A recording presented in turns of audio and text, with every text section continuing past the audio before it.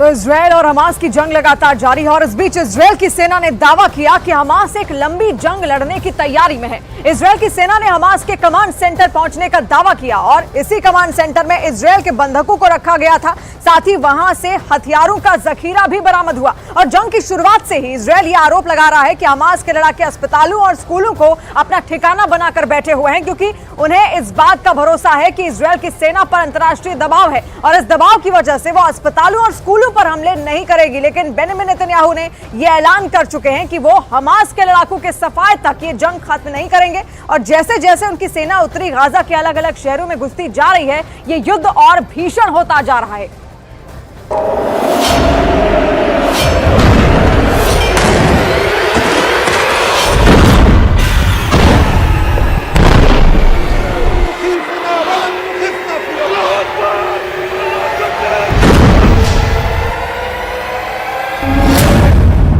Hamas के command centre में Israel की सेना।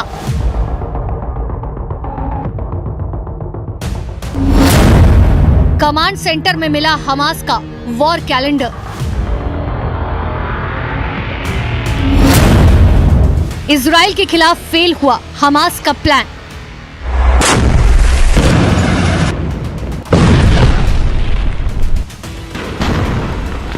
ये देखिए, ये है हमास का वो कमांड सेंटर जिसे उसने उत्तरी गाजा के एक बड़े अस्पताल के नीचे बना रखा था।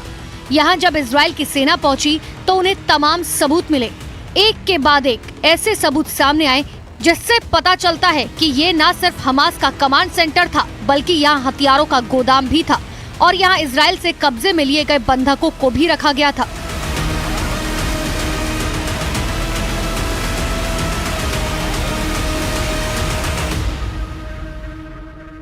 हम एक एक करके आपको हर एक सबूत को दिखाएंगे, लेकिन सबसे पहले देखिए हमास का वॉर कैलेंडर, जो यहाँ कमांड सेंटर की दीवार पर चस्पा था और जिसमें तारीख की शुरुआत होती है 7 अक्टूबर से।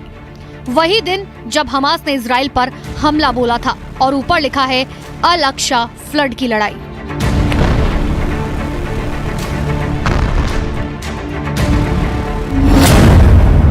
इस कैलेंडर को ध्यान से देखिए।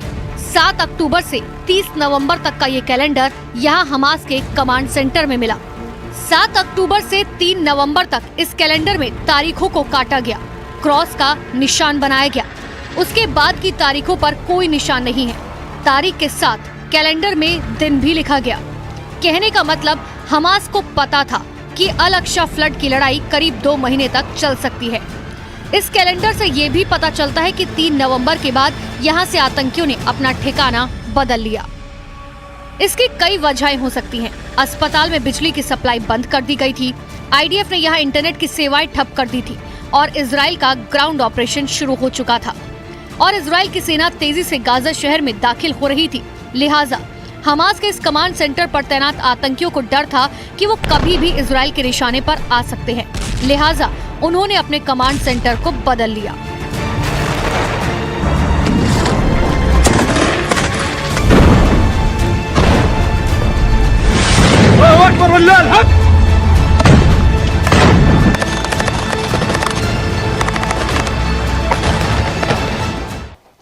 There is a list. This list, in Arabic, this list says we are in an operation, the operation against Israel. यहाँ हमास के तमाम हथियार भी मिले हैं।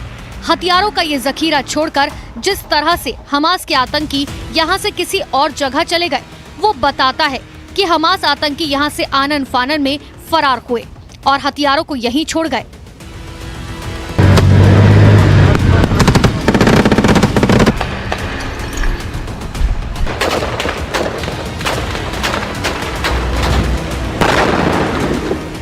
अब देखिए कि इस कमांड सेंटर में जो सबूत मिले हैं, जो बता रहे हैं कि यहाँ पर हमास के आतंकियों ने बंधकों को रखा था।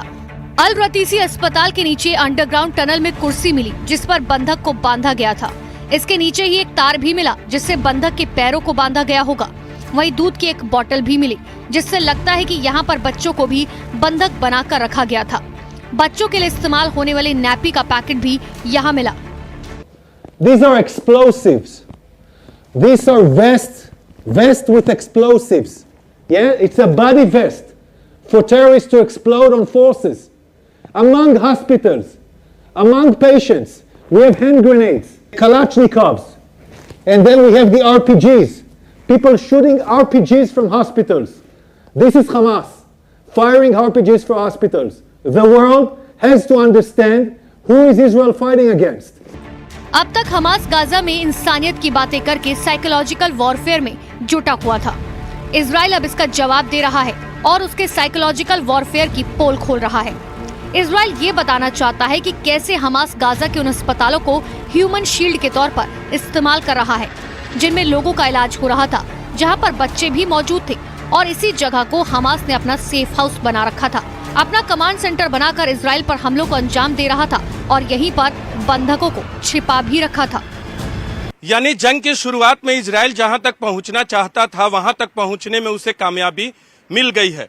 बतौर इजराइल के मुताबिक उत्तरी गाजा को पूरा कंट्रोल करने के अपने आखिरी चरण में आईडीएफ की सेना पहुंच गई है, क्योंकि हमास के कमांड सेंटर तक आईडीएफ पहुंच गई है और जल्द ही आकाओं तक भी पहुंच जाएगी।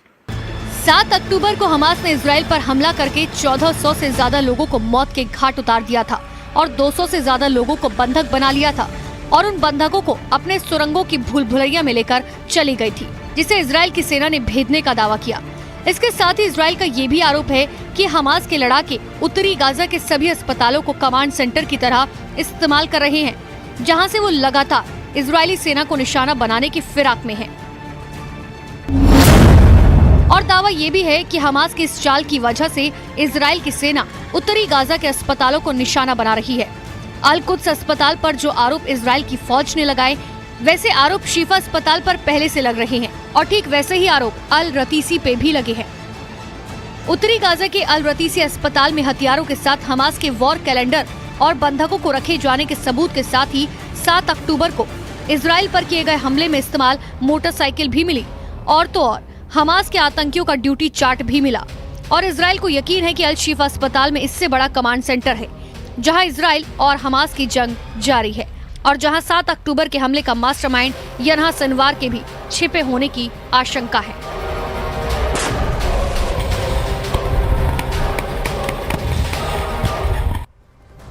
तो उत्तरी गाजा में अल रतीसी अस्पताल में किस तरह से हमास ने अपना कमांड सेंटर बना रखा है, उसकी एक्सक्लूसिव रिपोर्ट आपने देख ली है। अब हम आपको ये दिखाते हैं कि कैसे अल रतीसी अस्पताल के आसपास हमास का एक कमांडर का घर है और वहीं पर सुरंग का दरवाजा भी है। आपको दरअसल सैटेलाइट से ली हुई तस्वीरें दिखा रहे हैं। दरअसल ये देखिए, ये सैटेलाइट से ली हुई तस्वीरें जो हम आपको समझाने की कोशिश करें कि कहां पर अल रतीसी अस्पताल के आसपास जो है वो ठिकाने मौजूद है। आप ये समझने की कोशिश कीजिए कि सुरंग का दरवाजा किस तरफ है। ये देखिए, ये अल रतीसी अस्पताल है। अगर आप आसानी से समझने की कोशिश करेंगे तो ये अल रतीसी अस्पताल, लेकिन इसके पास स्कूल भी मौजूद है जो आप साफ तौर पर देख पा रहे हैं। दरअसल ये स्कूल यहाँ पर मौजूद है, यहाँ पर अल रतीसी अस्पताल एक स्कूल। लेकिन अब सबसे बड़ा सवाल है कि अल रतीसी अस्पताल है और यहीं पर अस्पताल के अंदर हमास के आतंकियों का ठिकाना मौजूद है, जो सैटेलाइट से ली हुई तस्वीरों में साफ तौर पर पता चल रहा है, क्योंकि ये वो ठिकाना है। और स्कूल के आसपास देखिए कैसे इन आतंकियों ने यहाँ पर सुरंग में जाने का रास्ता बनाया हुआ है, यानी कि एक तरफ अस्पताल एक तरफ स्कूल, और स्कूल से ही रास्ता बना हुआ है ताकि ये सुरंग से जो है अपने अड्डे पर जा सके। और वो सुरंग जो है नीचे जाकर अस्पताल के नीचे बंकर का रूप ले लेती है, जहां पर आईडीएफ के मुताबिक बंधकों को रखा गया था, जहां से तमाम चीजें बरामद हुई है। चाहे वो लिस्ट की बात की जाए कि आखिर कौन कौन से बंधक वहां पर मौजूद थे, चाहे मोटरसाइकिल की बात की जाए, ये तमाम चीजें जो है वो मिली है। आज हम आपको देखिए एक और मैप के जरिए ये भी दिखाते हैं कि कैसे यहाँ पर अल रतीसी अस्पताल के पास हमास ने अपना इंफ्रास्ट्रक्चर तैयार किया हुआ है, क्योंकि यही वो अल रतीसी अस्पताल है जहां से ये पता चला है कि 7 अक्टूबर को जो कुछ हुआ था वो किस तरीके से जो है तैयार किया गया था। ये अल रतीसी अस्पताल का पूरा इलाका, दरअसल ये सैटेलाइट से ली हुई तस्वीर है, जहां पर एक स्कूल है। ये आप समझने की कोशिश कीजिए कि देखिए, सबसे पहले समझिए 2 अस्पताल जो है वो यहाँ पर मौजूद है, यहाँ पर एक स्कूल जो है वो मौजूद है और यहाँ पर ही यूएन की इमारत यानी कि यूएन का दफ्तर भी है। और इन सब के बीच में हमास ने अपना ठिकाना बनाया हुआ है। देखिए, कंक्रीट के सामान्य मेहराब वहां पर मौजूद है और ये कहा जा रहा है कि दरअसल ये यूएन की जो बिल्डिंग है और इसी के ठीक सामने हमास जो है वो अपनी नई सुरंग खोद रहा है। क्योंकि आप ये देखिए, यूएन की जो इमारत है उससे कहा जा रहा है कि एक सुरंग खोदने की कोशिश की जा रही है, जहां सुरंग के अंदर बंकर बनाने के लिए कंक्रीट के मेहराब और साथ ही स्लैब तैयार करके रखे हुए हैं।